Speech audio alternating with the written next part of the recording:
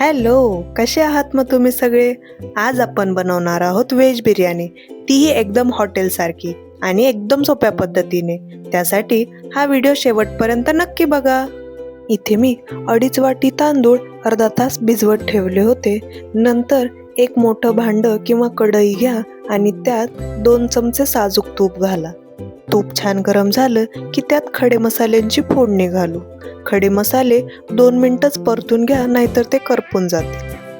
इथे मी 2.5 वाटी तांदूळ घेतल्यामुळे मी 5 वाटी पाणी हे गरम करायला ठेवलं आहे. पाणी छान उकळलं की त्यात हे तांदूळ आपण घालणार आहोत. आता 2 ते 3 मिनिटं हा तांदूळ आपण हाय फ्लेमवरच शिजवणार आहोत. यातलं थोडंसं पाणी आटलं की नंतर यावर एक ताट झाकून लो फ्लेमवरती हा भात आपण पूर्णपणे शिजवून घेणार आहोत. आपला भात छान शिजेपर्यंत आपण बिर्याणी सोबत तोंडी लावायला म्हणून एक ग्रेव्ही बनवणार आहोत, ज्याला सालन असे म्हणतात. त्यासाठी मी 2 चमचे शेंगदाणे हे भाजायला घेतले आहेत. शेंगदाणे थोडेसे गरम झाले की त्यात अर्ध वाटी खोबरं घाला आणि 2 मिनिटं छान परतून घ्या. खोबरं छान भाजून झालं की त्यात 2 चमचे तीळ ॲड करा आणि तेही छान भाजून घ्या. आता ह्यात 1 चमचा खसखस ॲड करा आणि तीही भाजून घ्या आणि नंतर हे सर्व मिश्रण एका प्लेटमध्ये थंड करायला ठेवूयात. आता एक जाड बेस असलेल्या भांड्यामध्ये 3 चमचे तेल घालूयात आणि ते तेल छान तापलं की त्यात 3 मोठे उभे चिरलेले कांदे छान गोल्डन ब्राऊन कलरचे होईपर्यंत भाजून घेऊयात. कांदा छान भाजेपर्यंत आपण चेक करूयात आपला भात छान शिजला आहे का. बघा, एकदम मोकळा आणि सुटसुटीत हा असा भात आपला शिजून तयार आहे. तो तसाच झाकून ठेवूयात. कांदा छान गोल्डन ब्राऊन भाजून झाला की त्यात एक मोठा चमचा आलं लसूण आणि मिरचीची पेस्ट आपण ॲड करून ती छान फ्राय करून घेणार आहोत.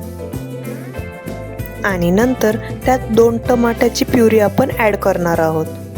आता ह्या टमाट्याच्या प्युरीला छान तेल सुटेपर्यंत ही प्युरी शिजवून घ्या. टमाट्याला छान तेल सुटायला चालू झालं की त्यात 1 चमचा लाल तिखट, 1 चमचा धनेपूड, 1 चमचा जिरेपूड आणि थोडीशी हळद घालून हे मसाले छान फ्राय करून घेऊयात. आता इथे मी अर्धा कप दह्यामध्ये 1.5 चमचा बिर्याणी मसाला ॲड करून त्याची एक पेस्ट बनवली होती. ती पेस्ट आपण ह्या मसाल्यांमध्ये ॲड करून छान तेल सुटेपर्यंत ही पेस्ट आपण शिजवून घेणार आहोत.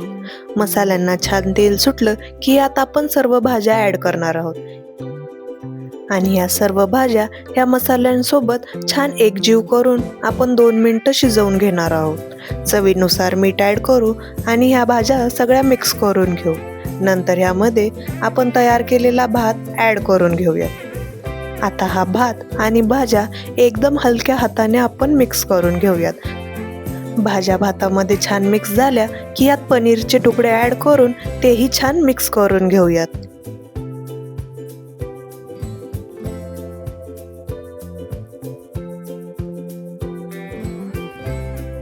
सर्व मसाले आणि भात छान एकत्र मिक्स झाला की यावरनं थोडीशी कोथिंबीर घालू आणि एक मोठं ताट झाकून मंद आचेवरती 5 ते 10 मिनिटं ही बिर्याणी आपण शिजवून घेऊयात. आपली बिर्याणी ही आता छान तयार झाली आहे. आता आपण याचं सालन जे बनवणार होतो त्याची तयारी करूयात.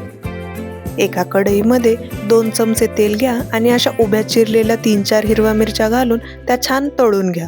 मिरच्या छान तळून झाल्या की त्या एका डिशमध्ये काढून घेऊयात. आता त्याच तेलामध्ये आलं लसूण आणि कांदा छान परतून घेऊयात.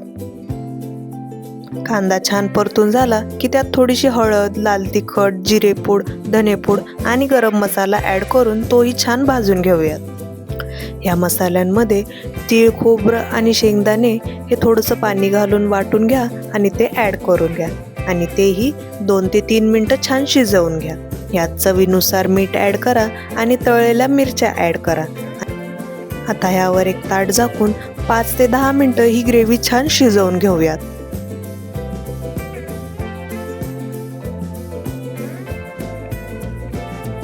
आता ह्याच्या कन्सिस्टन्सीनुसार ह्यात थोडंसं पाणी ॲड करून 2 मिनिटं ही ग्रेव्ही शिजवून घेऊयात. आता ह्यात 1 चमचा चिंचेचा कोळ ॲड करा आणि आपलं सालन जे आहे ते तयार आहे. काय मग, कशी दिसतीये बिर्याणी? वाटतीये ना एकदम हॉटेलमधून आणल्यासारखी? आणि किती सोपी होती ही बनवायला. आवडली ना रेसिपी? कमेंटमध्ये नक्की कळवा हं. आणि रेसिपी आवडली असेल तर ह्या व्हिडिओला एक लाईक करायला विसरू नका आणि अशाच नवनवीन रेसिपीसाठी चॅनलला सबस्क्राईब करा. थँक्यू.